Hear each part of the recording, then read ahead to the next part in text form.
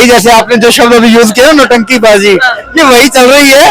चाहे कहीं पर भी प्रदर्शन हो रहे हो या कहीं पर भी कोई ओवैसी कोई बिल को फाड़ रहे हो या कोई लीडर आकर कोई वक्तव्य दे रहे हो, केवल नौटंकीबाजी का हिस्सा है। करने दो इनको, वो हर बार होता है, इस बार भी हो रहा है, क्या बड़ी बात है।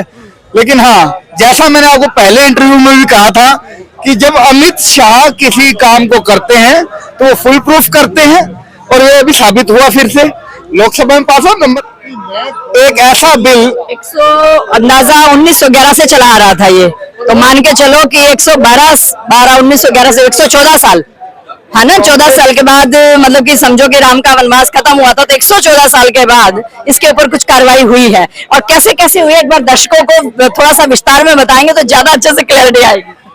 देखिए, ज्यादा विस्तार में वैसे तो सब जानते ही हैं इस बात को कि कांग्रेस काल के अंदर एक ऐसा बिल हमारे लिए लाया गया जिसके अंदर हमें कहीं से लेके कहीं तक अगर हमारी प्रॉपर्टी पर किसी ऑर्गेनाइजेशन ने या वक्फ बोर्ड ने अपना दावा कर दिया कि ये प्रॉपर्टी हमारी है, उसके पीछे का लॉजिक दे दिया कि वक्फ बाय यूज के जरिए, उसके बाद में हमारे पास में ये अधिकार तक नहीं था कि हम उसकी अपील कोर्ट में जाकर ये कर सकें।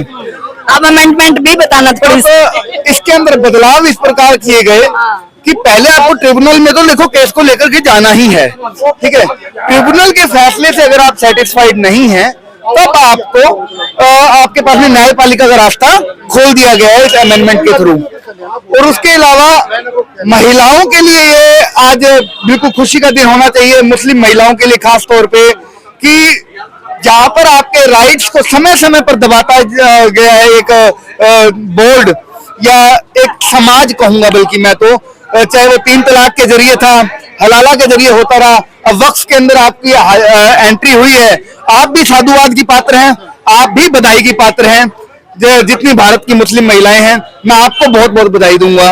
उसके साथ साथ में क्योंकि ये एक ऑर्गेनाइजेशन है, किसी कोई रिलीजियस ग्रुप नहीं है, इस वजह से यहाँ पर रिलीजन से ऊपर बढ़ करके अमेंडमेंट करके इसके अंदर गैर मुस्लिम लोगों की भी अब एंट्री करने का प्रावधान आया।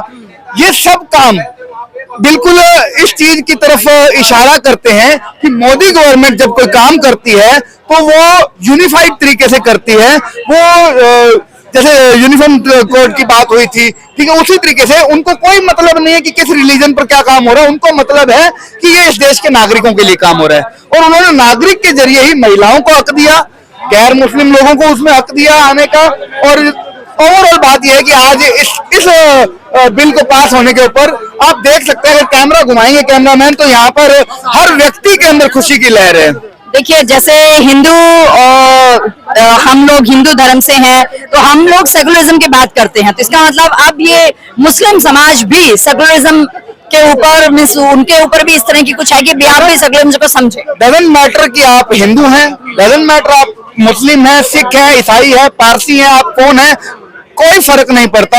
अगर आप भारतीय हैं तो आपको यूनिफाइड तरीके से रहना पड़ेगा।